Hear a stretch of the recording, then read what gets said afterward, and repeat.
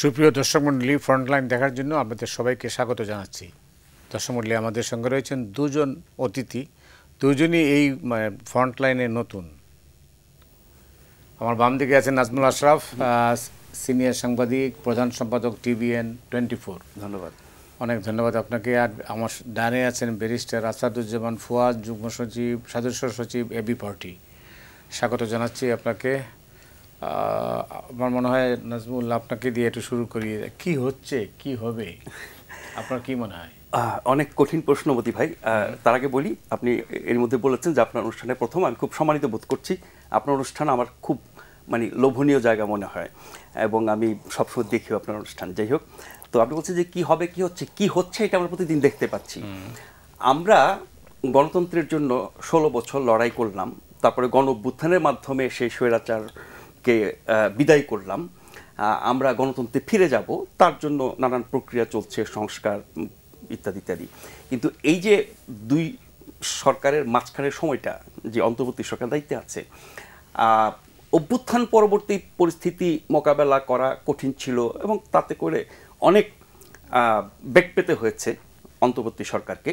সবার সহযোগিতা, বিশেষ করে সকল রাজনৈতিক দলের সহযোগিতায় একটা স্বাভাবিক অবস্থায় ফিরে আসছিল। কিন্তু গত কিছুদিন যা কিছু হচ্ছে, এই যে ছাত্রদের আন্দোলন, রিক্সাওয়ালাদের আন্দোলন, চাকরি প্রার্থীদের আন্দোলন, আজকে গতকাল অদ্ভুত এক কাহিনী, নিশ্চয়ই জানেন আপনি, যে ঋণ দেয়া হবে সেইভাবে লোকজনকে সারা দেশ থেকে নিয়ে আসা হয়েছে। প্রত্যেকটা ঘটনার ক্ষেত্রে আপনি বলতে পারেন পেছনে ষড়যন্ত্র আছে, পতিত শক্তি আছে, বা অন্য কোনো দলের ইন্ধন আছে, যাই বলেন না কেন। কিন্তু যারা সরকারে আছে তারা কি এই পরিস্থিতিগুলো মোকাবেলা করতে পারছে?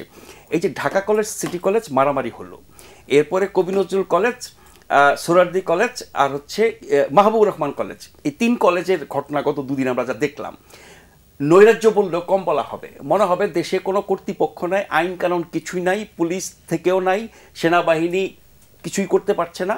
সব মিলে আমরা যদি বলি যে আইন শৃঙ্খলা পরিস্থিতির যে অবনতি প্রতিদিন প্রতিনিয়ত হচ্ছে, এই যে নানান আন্দোলন, বিক্ষোভ, সংঘর্ষ, এটার ব্যাপারে সরকার কেন এত নমনীয়? এটা তো আর সরকার উৎখাতের আন্দোলন না, অথবা স্বৈরাচার খেদানোর আন্দোলন না। যখন আমরা সেনাবাহিনী, পুলিশ সহ বিভিন্ন কর্তৃপক্ষের নমনীয় অবস্থান এবং সহযোগিতার অবস্থান আমরা দেখেছি, সেই অবস্থা এখন নাই। তাহলে পুলিশের যে সংকটটি আমরা জানি, অনেক পালিয়ে গেছে, অনেক আসছে না, তারা সাহস পায় না, তাদের মোরালিটি নষ্ট হয়ে গেছে, ডাউন হয়ে গেছে, তাদেরকে বুস্ট আপ করার চেষ্টা করছে, তাদেরকে নানানভাবে সহযোগিতা করা হচ্ছে। 3 মাসে পুলিশকে আমরা আগের জায়গায়, তো দূরের কথা, স্বাভাবিক অবস্থা আনতে পারলাম না। প্রত্যেকটা ঘটনায় আমরা পুলিশের যে ভূমিকা দেখি, এটা পুলিশের ভূমিকা মনে হয় না, অনেকটা দর্শকের ভূমিকা এবং নাম খাওয়াস্তে কিছু একটা তারা করে। এবং প্রত্যেকটা ক্ষেত্রে পুলিশ একেবারেই কিছু করছে না বা প্রায় ব্যর্থ হচ্ছে। সেখানে সেনাবাহিনী আসছে, সেনাবাহিনী এসে যে বাস্তবতা তৈরি হচ্ছে, সেনাবাহিনী এটা তো আমাদের শেষ ভরসা। আইন শৃঙ্খলা পরিস্থিতি, দেশের স্বার্থ, দেশ রক্ষা, যা কিছু বলি, সে জায়গায় সেনাবাহিনীর উপস্থিতিতেও কোনো কাজ হচ্ছে না, সেনাবাহিনী হস্তক্ষেপ করেও কোনো কাজ হচ্ছে না। সেনাবাহিনীর সাথে পাল্টা পুলিশের মতো ঝগড়া করছে ছেলেরা এবং এমন সব কথা বলছে সেনাবাহিনীর বিরুদ্ধে, আমার মনে হয় কদিন পরে তারা মান সম্মান নিয়ে লেজ গুটিয়ে পালাবে। তার মানে কি দাঁড়াচ্ছে? যে এই যে নৈরাজ্য হচ্ছে, আমরা তো গণতন্ত্রে যেতে চাই, স্বৈরতন্ত্র থেকে এখন তো আমরা মবক্রেসি বা উন্মাদতন্ত্রে আছি এবং এই উন্মাদতন্ত্র প্রতিনিয়ত বিকশিত হচ্ছে, সম্প্রসারিত হচ্ছে, বাড়ছে। সরকার কিছু করতে পারছে না, মানুষ দুর্ভোগে পড়ছে, জননিরাপত্তা বিঘ্নিত হচ্ছে এবং এই অবস্থা দেখে মানুষ হতাশ হচ্ছে। ফলে অভ্যুত্থান পরবর্তী মানুষের যেই প্রত্যাশা এবং যেখানে আমরা যেতে চাই, যেই বাস্তবতায় ফিরতে চাই, যেই বাংলাদেশ চাই, সেই জায়গায় একটা বড় ধরনের ধাক্কা আমরা খেয়েছি। শেষ কথা বলি, মূলত আমি গোটা সরকার, প্রশাসন, সবার দায়িত্বের কথা বলতে পারি, কিন্তু মূলত এই আইন শৃঙ্খলা পরিস্থিতি, রাস্তাঘাটের পরিস্থিতি, আন্দোলন, সংঘর্ষ, মারামারি, যা কিছু বলি, এবং যেভাবে কলেজগুলো ভাঙা হয়েছে, হাসপাতাল ভাঙা হয়েছে, ভয়ঙ্কর অবস্থা। এরকম ঘটনা সাম্প্রতিককালে বা স্মরণকালে আমার মনে পড়ছে না, এরকম ভাঙচুর পাইকারি হারে, প্রত্যেকটা রুমে, প্রত্যেকটা ফ্লোরে, প্রত্যেকটা জায়গায় গিয়া ব্যাপক হারে ভাঙচুর, কোনো বাধা বিপত্তি নাই, কিছু নাই, পুলিশ নাই, কারো কিছু করার নাই। ফলে স্বরাষ্ট্র মন্ত্রণালয়ে যিনি দায়িত্বে আছেন, উনি খুবই ভদ্রলোক, খুবই নিরীহ লোক, খুবই দুর্বল লোক। স্বরাষ্ট্র মন্ত্রণালয় চালানোর জন্য যেই ধরনের আমি বলবো যে দাপটেওয়ালা লোক দরকার, আর এই পরিস্থিতির ক্ষেত্রে সেটা আরও বেশি দরকার। আমাদের স্বরাষ্ট্র উপদেষ্টা সেই জায়গায় আমি বলবো উনি পুরোপুরি ব্যর্থ। অনেক ধন্যবাদ ব্যারিস্টার ফুয়াদ।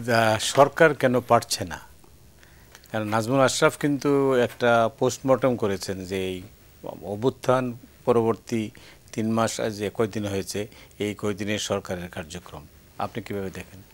সরকারের অংশ বলবার আগে আমি অন্য দু একটা পার্সপেক্টিভ বলি আর কি। ওভারঅল বাংলাদেশ রাষ্ট্রে এবং সমাজে ডিসপিউট রেজলিউশনের কোনো মেকানিজম নাই।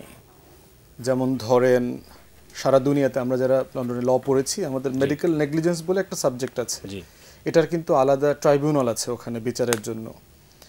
কিন্তু বাংলাদেশে কয়দিন পরপরই আপনি দেখবেন যে হাসপাতালে ভুল চিকিৎসার একটা দাবি ওঠে, সেখানে স্বজনরা যান, ডাক্তারদেরকে মারধর করেন, ভাঙচুর করেন। এবং আমরা গত ফ্যাসিবাদী আমলের যে সর্বশেষ স্বাস্থ্যমন্ত্রী ছিলেন তথাকথিত সামন্তলাল সেন, ওনার সময় আমরা দেখেছি 1,500 থেকে 2,000 হাসপাতাল সারা বাংলাদেশে বন্ধ করে দিয়েছে। এই ইররেগুলারিটিজ, লাইসেন্স নাই, এটা নাই, সেটা নাই, এগুলো করেছে। কিন্তু প্রশ্ন হচ্ছে যে আপনি এই পেশেন্টরা কোনো না কোনোভাবে ডিউটি অফ কেয়ার থেকে বঞ্চিত হবে, সারা দুনিয়াতে হচ্ছে। এটার তো একটা মেকানিজম আছে।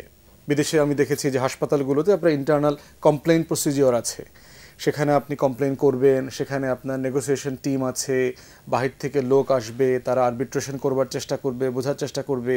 এরপর যদি সিরিয়াস প্রসিকিউশন করবার মতো ব্যাপার থাকে এইটা তারা পুলিশকে দিয়ে ট্রাইব্যুনালে, স্পেশালিস্ট ট্রাইব্যুনালে পাঠিয়ে দিবে। যেই ট্রাইব্যুনালের জাজরাও হচ্ছে ডাক্তার প্লাস লয়ার এরকম, অথবা মেডিকেল নেগলিজেন্স সম্পর্কে ভেরি হাইলি কম্পিটেন্ট জাজেস আছেন। তাহলে দেখেন যে বাংলাদেশে এই টোটাল হাসপাতাল কেন্দ্রিক যে ডিসপিউট রেজলিউশন এটা আমাদের দেশে নাই। এবং শুধু ইংল্যান্ডের কথা আমি জানি যে NHS প্রতি বছর কয়েক বিলিয়ন পাউন্ড শুধু মেডিকেল নেগলিজেন্সের কারণে ক্ষতিপূরণ দিতে হয় তাকে। তো এইরকম যদি একটা গ্রিভেন্স মেকানিজম থাকতো তাহলে কি এই যে হাজার হাজার ছেলেপেলেকে গিয়ে এখানে প্রতিবাদ করতে হতো কিনা? 10,000 টাকা ক্ষতিপূরণ দিয়েছে হাসপাতাল, এবং আমরা শুনেছি হাসপাতাল কর্তৃপক্ষ পাশের 2টা কলেজের একটা পার্টিকুলার ছাত্র সংগঠনের ছেলেপেলেকে টাকা দিয়েছে ওদেরকে মারার জন্য। তো এখন আপনি দেখেন যে পুরো সিচুয়েশনটার ভিতরে সব পক্ষের ভিতরে কিন্তু একটা মাস্তানি অ্যাটিটিউড আছে। পেশেন্ট মারা গেছে, জেনুইন ট্রিটমেন্টের পরেও পেশেন্ট মারা যাইতে পারে, সারা দুনিয়াতে আছে। ডাক্তার, হাসপাতাল কর্তৃপক্ষ শতভাগ সেবা দেওয়ার পরেও একটা রোগী মারা যাইতে পারে। অতএব এই প্রসেসটাকে তো পেশেন্টকে ট্রেন করতে হবে, শিখাইতে হবে, তাকে তো এই প্রসেসের মধ্যে থেকে আন্ডারস্ট্যান্ডিংয়ে আনতে হবে। মারা গেছে, আপনি 10,000 টাকা দিয়ে আবার গুন্ডামি করতে গেলেন কেন? রোগীকে 10,000 টাকা দিলেন, ছেলে পেলে খুশি হয়নি, কারণ কোনো কর্তৃপক্ষ নাই তো। আপনি কত দেবেন কত দেবেন না, ভুল স্বীকার করছেন না, টোটাল গ্রিভেন্স মেকানিজমটা অনুপস্থিত। এরপরে দ্বিতীয়ত দেখেন বুয়েটেক্স, তারপরে হচ্ছে পলিটেকনিক মারামারি, ঢাকা কলেজ সিটি কলেজ মারামারি, সোহরাওয়ার্দী কবি নজরুল ভার্সেস বনাম হচ্ছে 30-35 কলেজ মিলায় যেটা হয়েছে। টোটাল আমাদের স্কুলে, কলেজে, বিশ্ববিদ্যালয়ে দেখবেন যে ডিসপিউট রেজলিউশন শেখানো হয় না। আমি স্কুলে কলেজে যেহেতু কাজ করেছি লন্ডনে, আমি দেখেছি যে ছোটোকাল থেকে বাচ্চাদেরকে ডিসপিউট রেজলিউশন শেখানো হয়। যে খেলার মাঠে ধরেন বাচ্চারা মারামারি করেছে, আমরাও করেছি, সবাই করেছে, কিন্তু এটা সমাধানটা কি? আমরা কি ব্যাটের স্ট্যাম্প নিয়ে পরে 2 পক্ষ, 2 মহল্লা, 2 দল, 2 পরিবার, 2 গ্রুপ এসে এরপরে আবার ফার্দার মারামারি করবোটা কি? আমরা কিন্তু কেউ জানি না। ঢাকা কলেজ সিটি কলেজের মারামারি শুরু হয়েছে কি বাসে ওঠা নিয়ে, বুয়েটেক্স পলিটেকনিকে কি নিয়ে শুরু হয়েছে টং দোকানে চা খাওয়া নিয়ে। মানে কত ছোট এবং মানে কত ইগনোর করবার মতো মানে মিনিমাল ইস্যুসগুলো নিয়ে বাংলাদেশে মারামারি হচ্ছে। এবং আমি সোফা শুনলাম 6-7 জন নাকি আজকে মারাও গেছে। এর ভিতরে দেখলাম যে ব্রুটালি পিটায় মারতেছে, লগি বৈঠার সেই সময়কার পিটায় মারার ঘটনার ছবি দেখলাম, যে লুঙ্গি পরা এই সেই, এবং দেখলাম যে লোকাল আওয়ামী লীগের, ছোপা আওয়ামী লীগের লোকজনও এই মারামারিতে অংশগ্রহণ করেছে। তাহলে এটার যদি গোড়ায় যেতে হয়, একটা তো হচ্ছে রাষ্ট্রিক ব্যর্থতা আছে এখানে, রাষ্ট্রের এখানে একটা ব্যর্থতা আছে, ফান্ডামেন্টাল ব্যর্থতা আছে। রাষ্ট্রের ল এনফোর্সমেন্ট এজেন্সি, গোয়েন্দা সংস্থা টোটালি মানে কোনো ফাংশন করছে বলে মনে হচ্ছে না। অহিংস গণ অভ্যুত্থান বাংলাদেশ লিফলেট বিতরণ করছে, শাহবাগে আসলে 1 লাখ টাকা 5 কোটি টাকা হাবিজাবি দিবে, এই যে একটা বিশাল ক্যাম্পেইনটা সে করলো, সে তো এটা 10 ঘন্টায় করে নাই, 1 দিন 2 দিন 5 দিন 7 দিন ধরে কাজটা সে করেছে। তাহলে সেটা গোয়েন্দা সংস্থার নজরে আসলো না কেন? আমাদের এসবি, ডিবি, আমাদের NSI, DGFI কোথায় এরা? এদেরকে সিরিয়াসলি রিকল করা দরকার, হোয়াট ওয়েন্ট রং।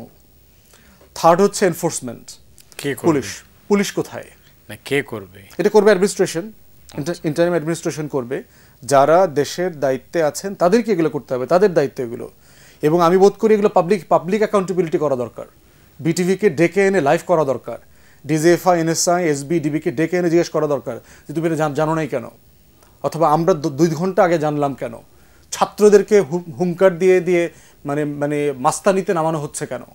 ফেসবুকে স্ট্যাটাস দিয়ে ছাত্ররা আসো, শাহবাগে আসো, রাজুতে আসো, এখানে বাঁচাইতে হবে, দেশ ডুবে যাচ্ছে, অন্তর্বর্তীকালীন সরকার বিপদে আছে। এই করবার ঝামেলাগুলো দেখেন, আনসার পিটানোর জন্য ছাত্রদের নামাইতে হয়েছে না?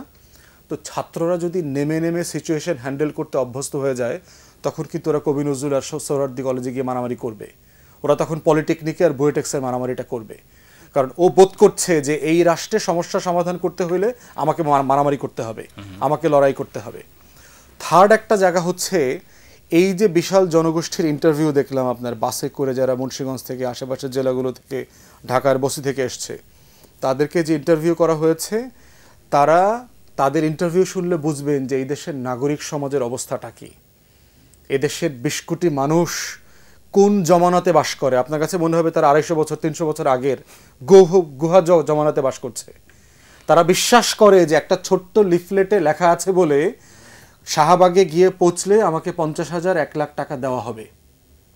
এই মানুষগুলো কিন্তু ভোটার, তারা কিন্তু 12 কোটি 10 লাখ নাম্বার। এরাই কিন্তু, এদের কাছে কদিন পরে কিন্তু আমার আইন বানানোর জন্য, সংসদে যাবার জন্য তার কাছে ভোট চাইতে হবে। তাহলে রাষ্ট্র কি ধরনের জনগণ নিয়ে বসবাস করছে, এই যে গোড়ার সংকটগুলো, এগুলো কিন্তু আমাদেরকে অ্যাড্রেস করতে হবে, রাজনৈতিক দলগুলোকে করতে হবে, আমাদের নির্বাচন কমিশনকে করতে হবে, যে আপনি কি নাম্বারের ভোটার চান না চিন্তার ভোটার চান। এই নম্বরের ভোটার যে একটা লিফলেট দিয়ে মুন্সিগঞ্জ থেকে বাসে চড়ে শাহবাগে আসছে 50,000 টাকা নেওয়ার জন্য, তাকে তো আপনি 2,000 টাকা দিয়ে বিকাশে নগদে ভোট কেনা বেচা করতেই পারবেন। তাহলে কোন লেভেলের জাতিগোষ্ঠী রাষ্ট্রকে আমরা রিপ্রেজেন্ট করছি? আপনার সাজেশন কি? এই টোটাল মানে বিষয় হচ্ছে যে সমস্যাটা একটা গোড়ায়, রাষ্ট্র কাঠামোটাকে যেহেতু রিভাইজ করতে হবে, গঠন করতে হবে। ভোট নিয়ে আমরা আশরাফ ভাই বিভিন্ন শোতে কথা বলেছি যে সংখ্যার ভোটার থেকে চিন্তার ভোটার বানাইতে হবে। এই যে 12 কোটি 10 লাখ মানুষ ভোটার যারা তালিকাবদ্ধ, এদের 10%ও চিন্তার ভোটার না, যারা মর্যাদার উপরে ভিত্তি করে, যাদের বিবেক দিয়ে ভোট দেয়। অনেকেই, অধিকাংশ লোক হচ্ছে লেনদেনে ভোট দেয়। আমাকে ফুসপানি খাওয়াইছে, পান খাওয়াইছে, বিড়ি খাওয়াইছে, সিগারেট খাওয়াইছে, আমার খালা দাঁড়াইছে, মামু দাঁড়াইছে, চাচা দাঁড়াইছে, আমি অমুকরে চিনি, অমুকের বাপ মহান ব্যক্তি ছিলেন, অমুকের দাদা মহান ব্যক্তি ছিলেন, অমুকের দল বিশাল দল, অমুকের বিশাল রাজবংশ ছিল, অমুক অনেক ধনী মানুষ, তারপরে 500 মোটরসাইকেলে করে উনি রোড শো করছেন, অমুক জায়গাতে মমতাজ গিয়ে গান গাইছে, আব্দুল কুদ্দুস বয়াতি চুল নাচাইছে, তো ঠিক আছে আমি ওখানে গিয়ে একটা ভোট দিই। এই যে ভোট দেওয়ার উৎসব মুখর স্টুপিডিটি, এইটা বাংলাদেশের পলিটিক্সে চলে আসছে, এখান থেকে উঠে আসতে হবে। এই পরিবর্তনটা আপনি যেটা বলছেন এটা খুব ভালো কথা, কিন্তু এটার পরিবর্তনটা কারা করবে? রাজনৈতিক দল? অফকোর্স রাজনৈতিক দল করতে হবে, রাষ্ট্র কাঠামো যারা পরিচালনা করছে। দলের মধ্যে তো কোনো ইউনিটি নেই। রাজনৈতিক দল তো নিজেই নিজেকে পরিবর্তন করতে প্রস্তুত না। আমরা যারা রাজনৈতিক দল করছি, আমরা কি আসলে ভিতর থেকে আমাদেরকে পরিবর্তন করার চেষ্টা করছি? আমরা ডজন সংস্কারের প্রস্তাব দিচ্ছি, কিন্তু আমাকে পরিবর্তনের কোনো প্রস্তাব কিন্তু আমি দিচ্ছি না। তো সেইখানে আমি ক্ষমতায় গিয়ে রাষ্ট্রকে কিভাবে পরিবর্তন করব? অনেক ধন্যবাদ মিস্টার ফুয়াদ নাজমুল। আপনি শুনলেন নিশ্চয়ই তাতে কি দাঁড়ালো। তো উনি যেটা বলছেন যে এটা মানে গোড়াতেই সমস্যা, তো গোড়াতেই সমস্যা হইলে আমরা এখন যে দিনগুলো পার করছি, এটা তাহলে আমরা কোথায় দাঁড়িয়ে আছি আসলে? না, উনি যেটা বলছিলেন যে ভোটারদের সচেতনতা, ভোটারদের বুদ্ধিবৃত্তিক অবস্থান এবং ভোট দেওয়ার ক্ষেত্রে তার দায়িত্ববোধ, নাগরিক বোধ যে নাই। এখন গণতন্ত্রে তো সবারই একটা করে ভোট। এখন আপনি কি এরকম আইন করতে পারবেন যে এরকম লেভেল অফ ইন্টেলেক্ট না থাকলে পরে কেউ ভোটার হতে পারবে না? সেটা তো আবার গণতন্ত্র বা আইনের সাথে যাবে না। আমি সে জায়গায় আসার আগে বলি যে বিষয়টি নিয়ে আমরা দুজনের সাথে আলোচনা করছিলাম, যে এই যে উন্মাদনা চলছে, আমরা চলতে দিচ্ছি, কঠোর হস্তে দমন করছি না কেন? সরকার দুর্বল, অরাজনৈতিক সরকার, আবার একদিক থেকে সবল, সকলের সমর্থন আছে, সকল দলমত নির্বিশেষে, পতিত স্বৈরাচার ছাড়া সবার সমর্থন আছে। তো সরকারের ভয়টা কোথায়? এখন সরকার যদি ভাবে যে আমি যদি এসব অপরাধ দমন করতে গিয়ে কঠোর হই, তাহলে আমার বিরুদ্ধে আবার মানুষ খেপবে, আন্দোলন করবে, সেই ফ্যাসিবাদী সরকারের মতো দোষ দেবে, পুলিশ বাহিনী দিয়ে আমরা এদেরকে নির্যাতন করছি, এদের অধিকার কেড়ে নিচ্ছি, ইত্যাদি ইত্যাদি। কিন্তু কেউ অপরাধ করলে যদি আপনি আইন প্রয়োগ না করেন, তাহলে আপনি ওখানে বসছেন কেন? আপনি যখন ওখানে বসেছেন, দায়িত্ব নিয়েছেন, অপরাধীকে আপনার শাস্তি দিতে হবে এবং নিরীহ মানুষকে আপনার রক্ষা করতে হবে। তো যারা এসব অনাচার করছে, রাস্তায় নেমে ভাঙচুর, মারামারি, কাটাকাটি, এগুলো তো অপরাধ না? নিশ্চয়ই অপরাধ। তো অপরাধের বিরুদ্ধে আমরা এই কঠোরতা কেন দেখাচ্ছি না? আমি বলছিলাম স্বরাষ্ট্র উপদেষ্টার কথা, এখন বলি গোটা সরকারই খুব নরম। আমরা কারো মুখে মানে আপনি যদি ন্যায়ানুগ কথা, উচিত কথা, সঠিক কথা, জনস্বার্থের কথা কঠোরভাবে বলেন এবং প্রয়োগ করেন, কেউ আপনাকে দোষ দেবে না। অপরাধীরা দোষ দিতে পারে, তো অপরাধীদের পক্ষ নিয়ে তো আপনি কাজ করবেন না, সেই জন্য তো সেখানে বসেন নাই। আবার এই যে সংস্কৃতিটা কিছুটা বলেছেন উনি, যে কথায় কথায় যখন আমরা ডাক দেই, রাজুতে আয়, এটা করব সেটা করব, আমরা বঙ্গভবন ঘেরাও করব, আমরা হাইকোর্ট ঘেরাও করব, হাইকোর্ট ঘেরাও করে আমাদের ইচ্ছা মতো দাবি মানানো হবে, আমি সচিবালয়ে ঢুকে যাব, পরীক্ষা দেব না বলে, এইসব তো আমরা মেনেছি। এসব যখন মেনেছি, বাকি 10 জন উৎসাহিত হয়েছে, তার মানে এখন যারাই নামছে রাস্তায়, যারাই অনাচার করছে, মারামারি কাটাকাটি করছে, ওদের মধ্যে ওই বিশ্বাসটা জন্মেছে, আমি যাই করি না কেন কেউ বাধা দেবে না, আমি যাই করি না কেন আমার বিরুদ্ধে কোনো ব্যবস্থা নেওয়া হবে না, মামলা করা হবে না, আমাকে গ্রেফতার করা হবে না। এই বোধটা তাদের মধ্যে জেগেছে। আমাদের সবচেয়ে বড় শক্তি হচ্ছে আমাদের তরুণ প্রজন্ম। জনসংখ্যার 2/3 বলা হয়। এই তরুণ প্রজন্ম বাংলাদেশের ভবিষ্যৎ। এরাই স্বৈরাচারের পতন ঘটিয়েছে, এরাই আন্দোলন করেছে। এদের কাছ থেকে আমরা অনেক কিছু দেখি, শিখি, উৎসাহিত হই, উজ্জীবিত হই, অনুপ্রাণিত হই। আবার এদেরই কর্মকাণ্ড দেখলে আমরা খুবই হতাশ হই। ফলে এই প্রজন্ম যে আমাদের শক্তি, আমাদের যে মানে পপুলেশন ডিভিডেন্ডটা আমরা এখন পাচ্ছি, তার অপব্যবহার যদি এভাবে হতে থাকে, তাহলে তো এই প্রজন্মের উপরে আপনি কি ভরসা করবেন? এরা কি করবে দেশের জন্য, সমাজের জন্য? বিশ্ববিদ্যালয়ে পড়া, কলেজে পড়া ছেলেপেলেরা যদি এরকম করে, আপনি সাধারণ মানুষের কাছ থেকে কি আশা করবেন? যাদেরকে ঢাকায় বুঝবাজ করে নিয়ে আসা হয়েছে, তার পেছনে কি? উনি বলছিলেন প্রত্যেকটা ঘটনার ক্ষেত্রে আপনি দেখেন, এই যে ন্যাশনাল হসপিটালে একজন রুগী মারা গেল, রুগী মারা যেতে পারে, তার নাকি ডেঙ্গু হয়েছিল, তার জন্য ক্ষতিপূরণ দিয়েছে বা কি ম্যানেজ করেছে, তার জন্য 3টা কলেজ, একটা বিশ্ববিদ্যালয় ভাঙচুর করা হলো, একটা হাসপাতাল, 3টা কলেজ পরপর 3 দিন ভাঙচুর করা হলো, হাজার হাজার পোলাপান। এবং সোহরাওয়ার্দী কলেজে দেখলাম ভাঙচুর শেষে তারা গানের সুরে নাচানাচি করছে, উৎসব করেছে। তার মানে এই বয়সের ছেলেপেলেদের মধ্যে এক ধরনের উন্মাদনা এমনিতেই থাকে বয়সের কারণে। আবার এরকম পরিস্থিতি তৈরি হলে সেটা আরও বেড়ে যায়। আর যদি বাধাহীন থাকে তাহলে তো সেটা আরও বেশি বাড়বে। একটা বিশ্ববিদ্যালয় বা একটা কলেজ দেখে 10টা কলেজ নামবে, যে সে নেমে আসছে রাস্তায়, আপনার আটকাচ্ছে, মানুষের দুর্ভোগ করছে, রাস্তাঘাট বন্ধ করে দিচ্ছে, ভাঙচুর করছে, আমার বিশ্ববিদ্যালয় করতে হবে। মনে হয় যে প্রত্যেকটা কলেজকে একটা করে বিশ্ববিদ্যালয় বানিয়ে দিই আমাদের, এরকম একটা দাবি।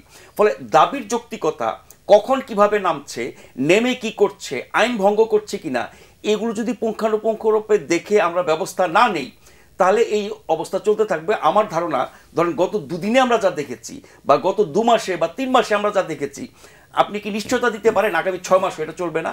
তো আগামী 6 মাস যদি এটা চলতে থাকে, ছাত্রদের প্রতি, আন্দোলনের প্রতি, গণতান্ত্রিক অধিকারের প্রতি, ফ্যাসিবাদের পতনের পরে আমরা যে স্বাধীনতা পেয়েছি, সেই স্বাধীনতার প্রতি মানুষ বিতৃষ্ণ হয়ে যাবে। অনেক ধন্যবাদ। মৌলিক প্রশ্ন, এই স্বাধীনতা নাও থাকতে পারে। হ্যাঁ, এই চ্যালেঞ্জ তো রয়ে গেছে। আপনার ব্রিটেনে বাম রাজনীতি করতেন একসময়, খুব মানে ভেটারেন লেফট পলিটিশিয়ান ছিলেন টনি বেন, অক্সফোর্ড ছাত্র ইউনিয়নের ভিপি ছিলেন, এমপি ছিলেন, মিনিস্টার ছিলেন, লম্বা জেনারেশনস অফ পলিটিশিয়ান ফ্যামিলি থেকে এসছে। তার ডায়েরিতে তিনি বলেছেন যে every generation has its own fight, generational fight. তো স্বাধীনতা, মুক্তির লড়াই, দেশকে এগিয়ে নিয়ে যাওয়া, রাষ্ট্র তৈরি করা, রাষ্ট্র গঠন, এর লড়াইটা কখনো কোনো একটা জায়গাতে এসে ফুল স্টপ হয় না, নোক্তা পড়ে না। যেটা আপনারা 60-এর দশকের ছাত্র রাজনীতিতে আন্দোলন করেছেন, নেতৃত্ব দিয়েছেন, আপনারা তখন ভাবেন নাই যে আর একটা যুদ্ধ করতে হবে, একটা 90 করতে হবে, একটা 24 করতে হবে। কিন্তু এগুলোই হচ্ছে একটা জাতির জীবনের বাস্তবতা। স্টেশনে করে করে আপনার জাতিটাকে এগিয়ে নিয়ে যেতে হয়। অতএব এই ক্রাইসিস আছে। আমাদের একটা ছোট্ট জাতি, নতুন জাতি হয়ে ওঠার যে লড়াইটা এবং এটার যে বেদনা, এই বেদনাটা আমাদেরকে মানে এন্ডিওর করতে হবে। এটার কোনো শর্টকাট নাই। এখানে তর্কটা জারি রাখতে হবে, আলাপটা জারি রাখতে হবে, বিকল্প খুঁজতে হবে, সমাধান খুঁজতে হবে সবার প্রতি সহনশীল থেকে, কাউকে বাদ দিয়ে না, কাউকে এক্সক্লুড করবার কোনো রাজনীতি, কোনো ফ্যাসিস্ট অ্যাটিটিউড নিয়ে এটা করলে সমাধান হবে না। এই লড়াইটাতে এই জন্য হচ্ছে জাতীয় শত্রু মিত্র বোঝাটা খুব গুরুত্বপূর্ণ, যে আমার লোকাল ফেইলিয়রের পাশাপাশি এর সাথে স্যাবোটাজের এলিমেন্ট কোথায় কোথায় আছে সেটা আইডেন্টিফাই করতে হবে। যে একটা ফেলিয়ার হচ্ছে যে স্বরাষ্ট্র মন্ত্রণালয় এজেন্সি কেন্দ্রিক একটা ফেলিয়ার আছে যেটা ইন্টারিম অ্যাডমিনিস্ট্রেশন অ্যাভয়েড করতে পারবে না। ঠিক অ্যাট এ টাইম এটার সাথে স্যাবোটাজ আইটেম কী কী আছে আমরা বিভিন্ন জায়গায় পার্সোনালি জেনেছি, যে বুয়াদেরকে আপনার বিভিন্ন মহল্লাতে 2000 টাকা করে ক্যাশ টাকা দিয়েছে, আজকে সকালে 10টায় যেন শাহবাগে আসে। তারপরে হচ্ছে এবং অনেক বুয়া বাসা থেকে ছুটি নিয়েছে, আমরা আত্মীয়স্বজনের ভিতরে জানলাম যে আজকে কাজে আসতে পারবো না, কেন বলছে যে আমাদেরকে শাহবাগ যাইতে হবে, ওখানে গেলে 50,000 টাকা দিবে, আর গাড়ি ভাড়া বাবদ অ্যাডভান্স 2000 টাকা দিয়ে আসছে বস্তিতে বস্তিতে গিয়ে। টাকাটা কে দিয়েছে? কেউ না কেউ তো দিয়েছে। তাহলে কার হাতে টাকা আছে? যার হাতে টাকা আছে, যিনি অরাজকতা থেকে বেনিফিট নিতে চান, এটার বেনিফিশিয়ারি কারা? অন্তর্বর্তীকালীন সরকার তো বেনিফিশিয়ারি হবেন না। ফ্যাসিবাদ বিরোধী আন্দোলন যারা করেছেন, এখনকার যারা এই সরকারের সমর্থক রাজনৈতিক দল, তারা তো এখান থেকে কোনো বেনিফিট নিতে পারবেন না। তাহলে এখানকার বেনিফিশিয়ারি গোষ্ঠী হচ্ছে আমাদের পার্শ্ববর্তী দেশ এবং ডিপোজ সরকার রেজিম যেটা আছে। এই টোটাল প্রত্যেকটা ক্যাওয়াসের সাথে আমাদের এই ডিপোজ রেজিম জড়িত আছে। আমরা দেখলাম যে আপনার এই যে ব্যাটারি চালিত রিক্সা কোন রেজিমে আসছে? এটা তো ঐতিহাসিক কাল থেকে ঢাকাতে ব্যাটারি চালিত রিক্সা ছিল না। আওয়ামী শ্রমিক লীগের নেতৃত্বে গত 15-16 বছরে লক্ষ লক্ষ ব্যাটারি চালিত রিক্সাকে নিবন্ধন দেওয়া হয়েছে সারা বাংলাদেশে। এখন প্রশ্ন হচ্ছে, কাজটা অবৈধ হয়েছে, কিন্তু এই কাজটাকে ঘিরে তো লক্ষ লক্ষ গরিব মানুষের রুটি রুজি জড়ায় গেছে। তাহলে আপনি এইটাকে রাস্তা থেকে সরাবেন, এটা সরাইতে হবে, যৌক্তিক কাজ, কিন্তু সেটা কি 3 দিনের নোটিসে সম্ভব? তাহলে এই কাজটা যে একটা ভালো কাজ আপনি করবেন, এই করার সাথে একটা গভর্নেন্স জড়িত আছে, যেখানে লক্ষ লক্ষ মানুষের রুটি রুজি জড়িত আছে। এখানে যে আদালত জড়িয়ে গেল কেন? আদালতে তো একটা রিট পেন্ডিং করেছে, তো এটা সিকিউরিটি ইস্যু, নিরাপত্তা ইস্যু, এবং অনেক লোকজন মারা যাচ্ছে। জাহাঙ্গীরনগরে একটা মেয়ে মারা গেল গত কয়েকদিন আগে, দেখলেন। ঢাকা শহর থেকে ঢাকার বাইরে বহু জায়গাতে মহাসড়কে পর্যন্ত উঠে যায়। আমি এরকমও দেখেছি আপনার এই আন্দোলন চলাকালীন অবস্থাতে, তার পরবর্তীতে ফ্লাইওভারের উপরে ব্যাটারি চালিত রিক্সা দেখেছি, দিব্যি গাড়ির সাথে কম্পিট করে সে হাঁটছে। এখন আপনি ব্যাটারিটা লাগাইলেন মোটরসাইকেলের গতিতে, হর্স পাওয়ার লাগাই দিলেন 150 সিসির, 1000 সিসির, কিন্তু আপনার চাকাটা হইল বাইসাইকেলের চাকা। তাহলে অবস্থাটা কি হইতেছে? সে তো এটা অ্যাক্সিডেন্ট করবে। এখন আমাদের কয়েকটা নীতিগত প্রশ্ন আসতে হবে, যে আমরা রিক্সা, গতর খাটা রিক্সা রাখবো কিনা, অ্যাজ এ নেশন আমরা রাখবো কিনা, এটা অমানবিক কিনা, এটা 2024 সালে চলতে পারে কিনা। সেক্ষেত্রে রিক্সার বদলে পরিবেশ বান্ধব ব্যাটারি চালিত পরিবহন ব্যবস্থা আমরা চালু করবো কিনা, আলাদা লেন দিয়ে, যেটা সুশৃঙ্খলভাবে চলবে এবং কাঠামো পরিবর্তন করতে হবে। আপনার জন্য আপনি সিট বেল্ট করে দিবেন। আমি দেখলাম অনেক জায়গাতে আপনার ট্র্যাক্টরের উপরে দেখবেন যে রিক্সা টাইপ হয়েছে, ট্র্যাক্টরের যে বোর্ড আছে, এই বোর্ডের উপরে দেখবেন 2 জন 3 জন 4 জন বসা যায়, মোটামুটি সিএনজি টাইপ, উপরের ছাতা আছে, খুবই ফ্যাশনেবল।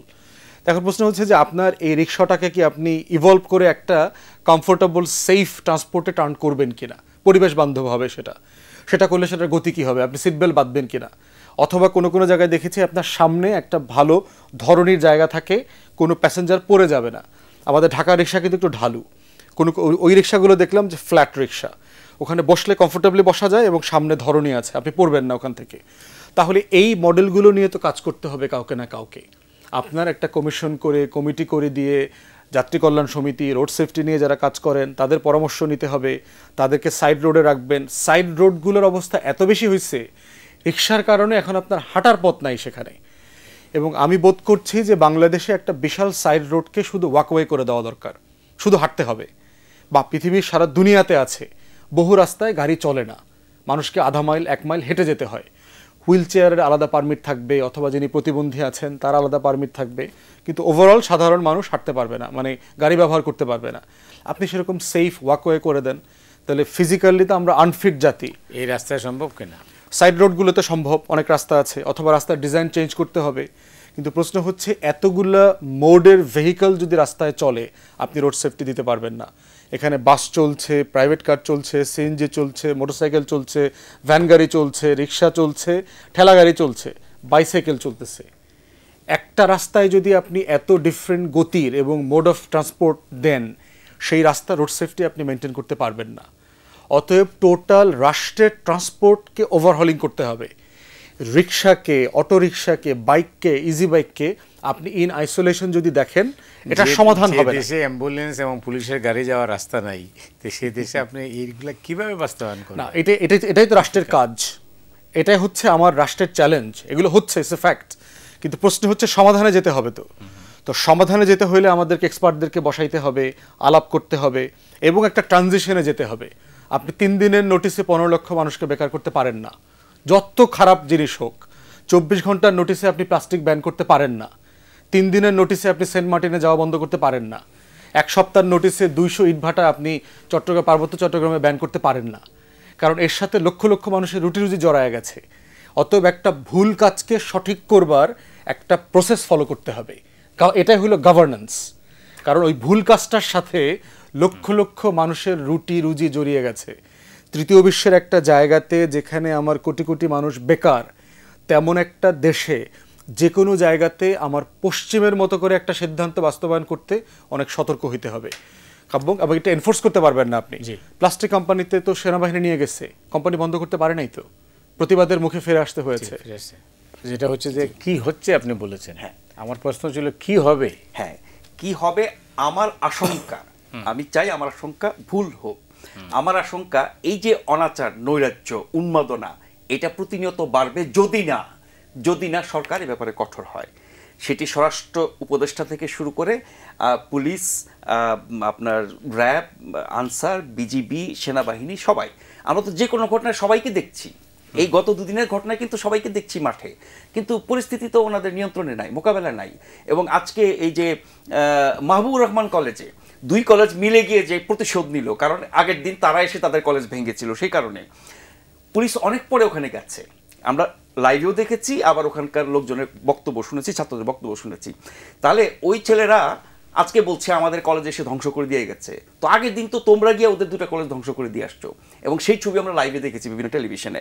তার মানে এই যে প্রতিশোধ পরায়ণতা, এখন রাষ্ট্রীয় পর্যায়ে বড়দের মধ্যে, মুরব্বীদের মধ্যে যদি প্রতিশোধ পরায়ণতা থাকে, তাহলে বাচ্চাদের মধ্যে তো সেটা ঢুকবেই। এখন আপনি বলবেন কোথায় প্রতিশোধ পরায়ণতা? যাদেরকে জনগণ অভ্যুত্থান করে উৎখাত করলো, তাদের প্রত্যেকের বিচার হওয়া উচিত। যারা পালিয়ে গেছে, কিভাবে পালিয়ে গেল, এই প্রশ্ন বারবার উঠছে। আমি বারবারই বলবো যে 5ই অগাস্টের পরে যারা পালিয়ে গেল, এবং আপনি যদি বিগত সরকারের উপর থেকে ধরেন 1, 2, 3 এরকম 10 জনকে ধরেন, আছে তো কয়েকশো, 10 জনকে ধরেন, এই 10 জনের মধ্যে আমরা কয়জনকে ধরতে পেরেছি? 10 জনের মধ্যে বেশিরভাগই পালিয়ে গেছে, চলে গেছে, যেতে দিলাম আমরা, কিভাবে গেছে আমরা জানি না। সেনানিবাসে ছিল, সেখান থেকে কি করে বেরোলো, কিভাবে গেল, এগুলো কোনো উত্তর নাই, কেউ দেয় না। এই সরকারের একটা সুবিধা হলো কি, চুপচাপ থাকে, কোনো কথা বলে না, জবাব দেয় না, আমরা অনেক কিছু জানতে পারি না।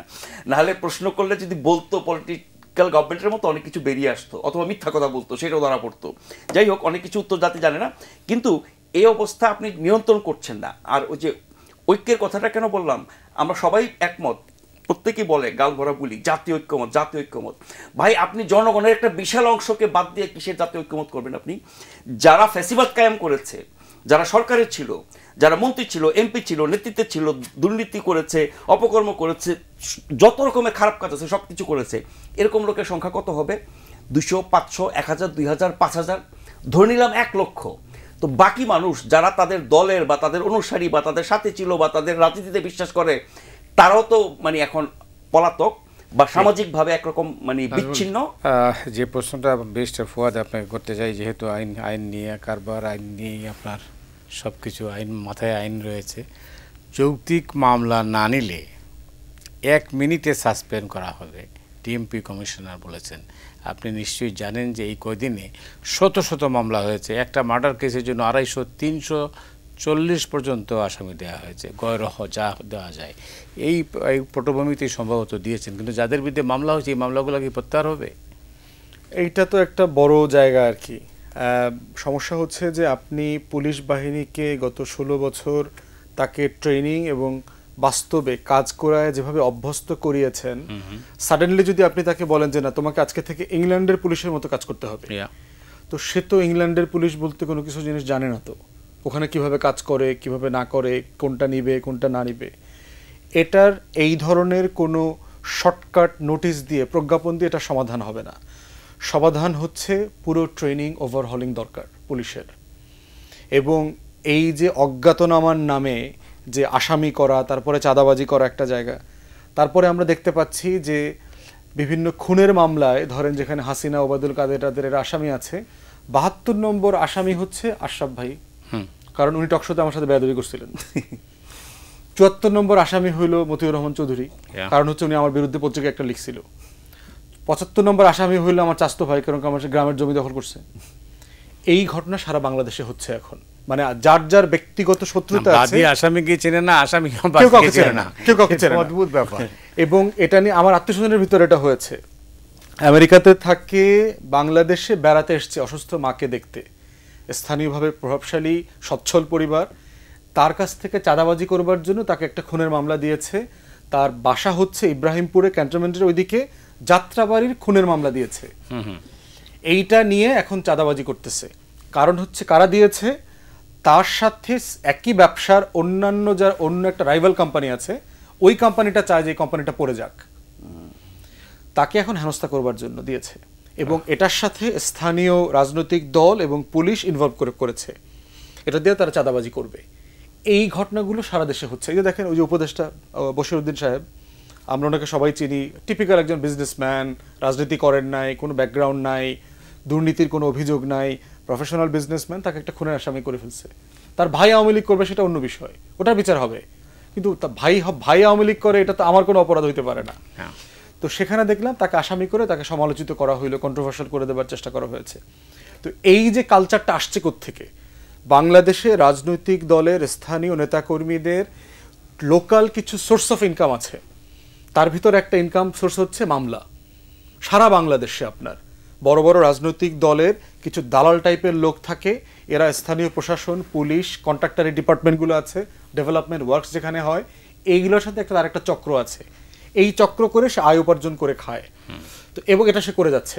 এরপরে দেখবেন ডিশের ব্যবসা আছে, ইন্টারনেট কানেকশনের ব্যবসা আছে, বর্জ্য ব্যবস্থাপনা ব্যবসা আছে, হকার, রাস্তার ফেরিওয়ালাদের ব্যবসা আছে। এই ব্যবসাগুলো দেখবেন কোনো রাজনৈতিক দল প্রফেশনালি কর্পোরেটাইজ করছে না। সারা দুনিয়াতে তো আমরা দেখেছি যে এটা বিগ কোম্পানি আছে, আপনি যখন নেট নেবেন, যে কোম্পানির ইন্টারনেট নেবেন সেই কোম্পানি আপনাকে লাইন টেনে বাসায় কানেকশন দিয়ে যাবে। তাহলে আপনাকে লোকাল কোম্পানি দিতে হচ্ছে কেন, এবং লোকালি এটা ফ্র্যাঞ্চাইজ দিচ্ছেন কেন? আপনার বর্জ্য ব্যবস্থাপনা প্রফেশনাল হচ্ছে না কেন? থাকেন 2024-এ, দেশ নাকি 16 বছরে ডিজিটাল হয়ে গেছে, বর্জ্য ব্যবস্থাপনা তো অ্যানালগরে ছাড়াই গেছে, গুহা যুগে চলে গেছি আমরা। উন্মুক্ত ভ্যানে করে একটা মানুষ টানতে পারে না, দেখবেন 2-3 মিলে ঠেইরা বর্জ্য ব্যবস্থাপনা করছে। এবং প্রতিদিন এইটাতে চাঁদাবাজি আছে শুধু ঢাকাতেই কয়েক কোটি টাকা। প্রত্যেকটা বাসা থেকে কিন্তু ওরা ব্যাপক পরিমাণ চাঁদাবাজি করছে। সিটি কর্পোরেশন যে টাকা দিয়ে বলছে দিতে, লোকাল যে কন্ট্রাক্টর আছে সে ওই টাকা নেয় না, 130 টাকার বদলে সে 250 টাকা নেয়। যদি ভাড়াটিয়ারা জিজ্ঞেস করে যে ভাই সিটি কর্পোরেশন তো বলছে 150 টাকা দিতে, 160 টাকা দিতে, বলে ভাই কালকে থেকে আপনার ময়লা নিব না। তাহলে এই যে বর্জ্য ব্যবস্থাপনা দেখবেন কোনো রাজনৈতিক দল কিন্তু এটা নিয়ে কথা বলে না। হকারের বিজনেস চেঞ্জ হয়ে গেছে না? আমরা তো জানি যে গত এই গুলশান, এই গুলিস্তান, পল্টন, বিজয়নগর, কাকরাইলের টোটাল হকার ব্যবসা পরিবর্তন হয়ে গেছে, কোটি কোটি টাকা লেনদেন হয়ে গেছে। এখানে কোনো রাজনৈতিক দল কথা বলে না, এগুলা দেখবেন কখনোই বলে না। কিছু কিছু ব্যাপারে দেখবেন আমাদের সব রাজনৈতিক দলের নেতাকর্মীদের মধ্যে একটা মানে একতলাফ নাই, কোনো বিষয়ে একতলাফ নাই। তার যদি আপনি বেতন বাড়ান, একতলাফ নাই। আপনি বিনা পয়সায় রাজুকের ফ্ল্যাট দেবেন, একতলাফ নাই। ট্যাক্স ফ্রি গাড়ি আইনা দিবেন, একতলাফ নাই। থোক বরাদ্দ দিবেন বছরে বছরে 5 কোটি, 10 কোটি, 20 কোটি, কোনো একতলাফ নাই। তো এই হচ্ছে রাষ্ট্রের ব্যবস্থাপনার সমস্যা। অতএব রাজনৈতিক দলগুলোকেই এই জায়গাটাতে সমাধান আকারে হাজির হইতে হবে। এইটা যদি না বলছেন ভবিষ্যতের কথা, আমরা বলছি এই মুহূর্তে যে মামলা হলো এগুলোর কি হবে? এই মামলা সমাধান এইভাবে করতে হবে যে এই প্রসেসের মধ্যে দিয়ে আপনার পুলিশকে নতুন ম্যানুয়ালে ট্রেন করাইতে হবে। ব্রিটিশ কলোনিয়াল ম্যানুয়াল দিয়ে স্বাধীন রাষ্ট্রের পুলিশ প্রশাসন চলবে না, এটা ভেঙে দিতে হবে। এবং আমি বোধ করছি যে সেন্ট্রাল কমান্ড দিয়ে পুলিশের কাঠামোটা ভেঙে দেওয়া দরকার। আপনার যদি লোকাল অ্যাডমিনিস্ট্রেশন ইউনিট করি আমরা, ধরেন আমি বোধ করি যে আমাদের একটা স্থানীয় প্রশাসন থাকা দরকার, উপজেলা পরিষদ, ইউনিয়ন, পৌরসভা, সিটি, হাবিজাবি কিছু দরকার নাই। আমার 5 থেকে 6 হাজার উপজেলা করে দেন। প্রত্যেকটা উপজেলা পরিষদের নিজস্ব পুলিশ ফোর্স থাকবে, তারা বিজ্ঞাপন দিয়ে পুলিশ নেবে, তাকে ট্রেন করে দেবে পুলিশের সেন্ট্রাল কমান্ড, তাকে ট্রেন করে ম্যানুয়াল দিয়ে গাইডলাইন দিয়ে আইন শিখায়, কিন্তু রিক্রুটমেন্ট করবেন লোকাল ইউনিট। এটা করে দিলে পুলিশের সেন্ট্রাল কমান্ডটা ভেঙে দিতে পারবেন। সেন্ট্রাল কমান্ড ভেঙে দিলে আপনি করাপশন, মিথ্যা মামলা, লুটপাট, গুন্ডামি এগুলো বন্ধ করে দেওয়া সম্ভব। ট্রেনিং ম্যানুয়াল পরিবর্তন করতে হবে। অনেক ধন্যবাদ আপনাকে। না, এই ভুয়া মামলার ব্যাপারে কিন্তু আমাদের আইন উপদেষ্টা এর মধ্যে বলেছেন যে নির্দেশ দেওয়া হয়েছে যে কেউ যে কারোর বিরুদ্ধে মামলা নিয়ে আসলে তার ন্যূনতম ভিত্তি কি আছে প্রাথমিকভাবে খোঁজ খবর নিয়ে তারপরে মামলা নেওয়ার জন্য। আর যাত্রার নামে দিয়ে দিচ্ছে এরকম একটা দুইটার ব্যাপারে যদি ব্যবস্থা নেওয়া হতো, আমরা অনেকগুলো গণমাধ্যমে দেখেছি বাদী জানেই না সে কাকে আসামি করেছে, জীবনে দেখা হয় নাই, এবং মামলা দেয়া মামলা তোলা এটা নিয়ে বাণিজ্য হচ্ছে, তৃতীয় পক্ষ এই কাজগুলো করছে। সেদিন একটা রিপোর্ট দেখলাম। তো ফলে এরকম দু একটা ঘটনা গভীরে গিয়ে যদি সরকার ব্যবস্থা নেয় তাহলে বাকিরা একটু সতর্ক হতে পারে।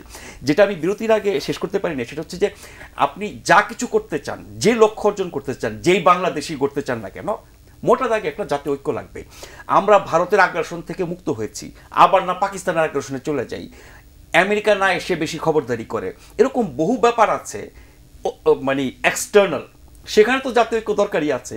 ইন্টারনালিও আমরা যে পরিবর্তিত পরিস্থিতিতে যে লক্ষ্য অর্জন করতে চাই, যে বাংলাদেশ গড়তে চাই, যেভাবে রাজনীতিটাকে পরিশুদ্ধ করতে চাই, অর্থনীতিটাকে ভালো করতে চাই, আপনার সাম্য নিশ্চিত করতে চাই, এরকম আরও অনেক কিছু আমরা চাই।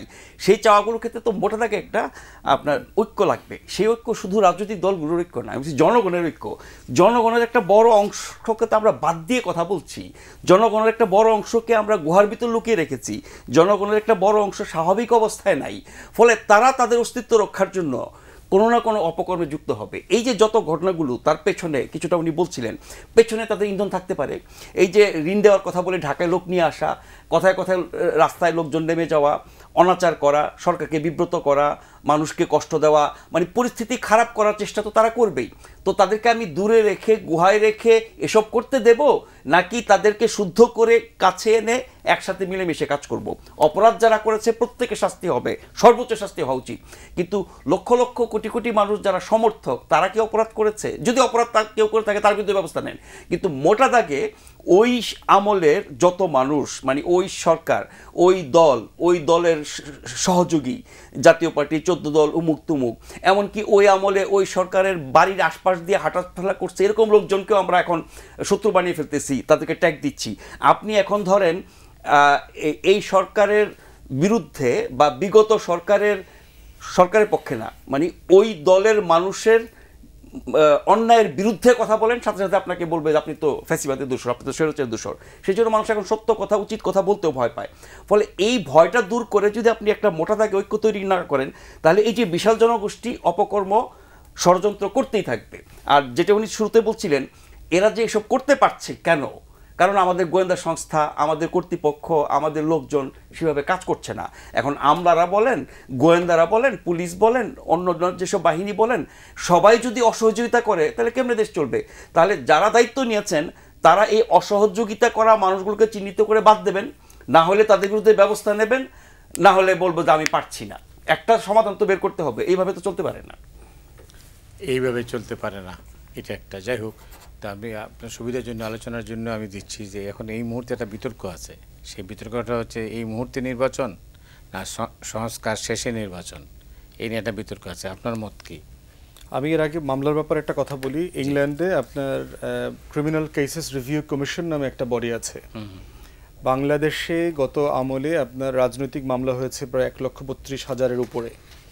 এই মামলাগুলোর একটা সমাধান করতে হবে।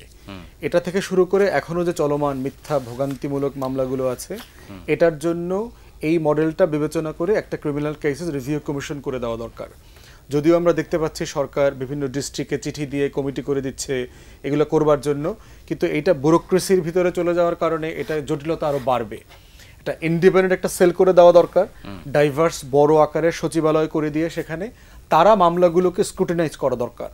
এই মিথ্যা মামলাগুলো, একটা জিনিস মাথায় রাখতে হবে যে মামলা হয়রানিমূলক হইলেও অনেকে কিন্তু আসামি, গাড়ি কিন্তু পুড়ছে, রোড কিন্তু ব্লক হইছে, মানুষ খুন হইছে, অতএব কেউ না কেউ কিন্তু এখানে দোষী আছে। হয়তো 1,500 লোক দোষী না, 4 জন হইলেও দোষী আছে। অতএব এইটাকে ভেটিং করে এই মামলাগুলোর ব্যাপারে একটা প্রসেস ফলো করে সমাধানে আসা দরকার।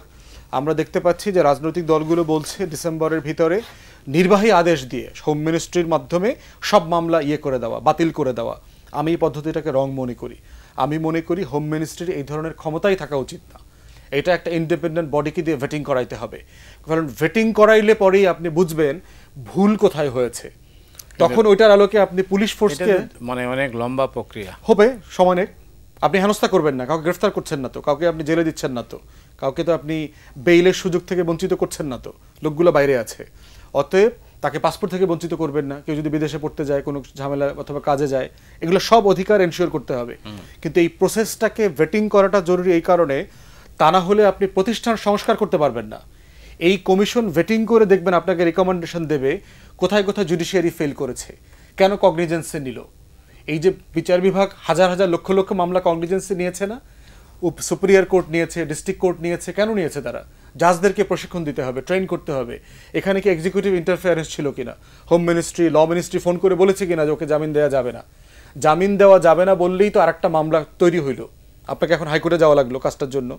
তাহলে এই যে প্রসেসটা কোথায় কোথায় ফ্লড হয়েছে, এইটা নিয়ে সিরিয়াসলি কাজ করা দরকার। আওয়ামী লীগের ব্যাপারে যেটা আশরাফ ভাই বলেছে, আমি মনে করি একটা তাওবা কমিশন করা দরকার। তওবা করার একটা সুযোগ দিতে হবে। যিনি ফৌজদারি অপরাধ করেন নাই, মানবাধিকার লঙ্ঘন করেন নাই, গুম খুন গণহত্যার সাথে জড়িত না, শুধুমাত্র আওয়ামী লীগের মিছিল মিটিংয়ে রাজনীতি করছেন, ভোট দিচ্ছেন, তিনি স্বীকার করবেন ওখানে গিয়া যে আওয়ামী লীগ করছি, ফ্যাসিবাদের দোসর ছিলাম, দালাল ছিলাম, এই জন্য তওবা করতেছি। তওবা করে তাকে স্বাভাবিক জীবনে আসার একটা স্পেস দিতে হবে। তা না হলে এরা প্রচুর হটকারিতার সাথে জড়িয়ে যাবে ইভেনচুয়ালি, তার অস্তিত্বের স্বার্থে। ইদার তারা অন্য দল হয়ে যাবে, ওই দলে গিয়ে হটকারিতা করবে, এই প্রসেস চলবে। সংস্কার না নির্বাচন, আমি বোধ করি এই ডাইকোটমিটা আসলে নাই। সংস্কারের মধ্যে নির্বাচন আছে। এই ডাইকোটমির আলোচনাটা হচ্ছে ডিভাইসিভ, আমি এটা বোধ করি না। গণ অভ্যুত্থানের স্পিরিট যেটা, এবং গণ অভ্যুত্থানের নেতৃত্বের জায়গা থেকে দেখতে হবে, কোনো রাজনৈতিক দলের নেতৃত্বে এই গণ অভ্যুত্থান হয় নাই। যদিও সকল রাজনৈতিক দল এখানে অংশগ্রহণ করেছে, জীবন দিয়েছে, ত্যাগ কোরবানি করেছে, 16 বছর ধরে এটার গ্রাউন্ড তৈরি করেছে, সব করেছে। তো তাদের নেতৃত্বে যেহেতু এই গণ অভ্যুত্থান হয় নাই, তাদের নির্বাচনের দাবিটা এখন প্রাইম দাবি না। প্রাইম দাবি হচ্ছে তরুণদের দাবিটা। ওই দাবিগুলো দাবি, সেই দাবিগুলো কি? সেই দাবিগুলো দেয়ালে দেয়ালে লেখা আছে। লাখো শহীদের রক্তে ঘেঁষা গড়া দেশটা কারো বাপের না, সংস্কার চাই, পরিবর্তন চাই, বাংলাদেশ 2 চাই। এই আকাঙ্ক্ষাগুলো হচ্ছে গণ অভ্যুত্থানের প্রাইম ওয়ার্ক, ফোকাস। এরপরে কিন্তু একটা রোডম্যাপের কথা বারবার বলা হচ্ছে, নির্বাচনের রোডম্যাপ দেন, কি হবে? রোডম্যাপ তো প্রফেসর ইউনূস দিয়েছেন। নিউ ইয়র্ক টাইমসের সাথে ইন্টারভিউতে উনি ডিটেল রোডম্যাপ বলেছেন যে আমি কমিশন করে দিয়েছি, কমিশন যে রিকমেন্ডেশনগুলো দেবে, এই রিকমেন্ডেশনের উপর ভিত্তি করে রাজনৈতিক দল এবং স্টেক হোল্ডারদের সাথে আমি বসে কথা বলবো। যতটুকু করবার অনুমতি ওনারা সবাই একমত হয়ে দেবেন, অতটুকু করব। যদি ওনারা সবাই বোধ করেন যে কোনো রিফর্ম করব না, এরপরে ভোটার লিস্ট তালিকাটা হালনাগাদ করবে, নির্বাচনের প্রস্তুতি নিয়ে একটা পর্যায়ে নির্বাচন দিয়ে দিবেন। এইটা ভঙ্গুর প্রশাসনের যে বাস্তবতায় আমরা বাস করছি বাংলাদেশে, এখানে দিন তারিখ দিয়ে বাজার করা সম্ভব না। 31শে ডিসেম্বর আলুর কেজি কয় টাকা থাকবে এটা আপনি এখন বলতে পারছেন না। এটা একটা রিয়েলিটি, কারণ আমার টোটাল ইনস্টিটিউশন কলাপস করেছে। এর থেকে বেশি লম্বা রোডম্যাপ দেওয়া এই রাষ্ট্রের বর্তমান কাঠামোতে সম্ভব না, কারণ এটা নির্বাচনকালীন সরকার না যে আমার সবকিছু ঠিক আছে, আমি 90 দিনের জন্য এসেছি। কিন্তু এটা কি করে সম্ভব? কতদিন হবে নির্বাচনটা? ওনারা তো বলতে হবে যে এতদিনের মধ্যে নির্বাচন হবে। না, ওনারা তো হচ্ছে দিন তারিখ না, কাজের কথা বলছেন, যে এই কাজগুলো করে আমরা নির্বাচনের দিকে যাব। কারণ হচ্ছে গণ অভ্যুত্থান তো শুধু নির্বাচনের জন্য আসে নাই, এই বাস্তবতা আমাদেরকে মেনে নিতে হবে। শুধু নির্বাচনের জন্য আমরা যারা লড়াই করছি, আন্দোলন করেছি, আমাদের নেতৃত্বে তো মানুষ নামে নাই। অতএব আমাদের এই অবদান এবং ভয়েড দুইটাকে তো মাথায় রেখে কাজটা করতে হবে। পুরো বাংলাদেশ নেমেছে পরিবর্তনের জন্য, সংস্কারের জন্য।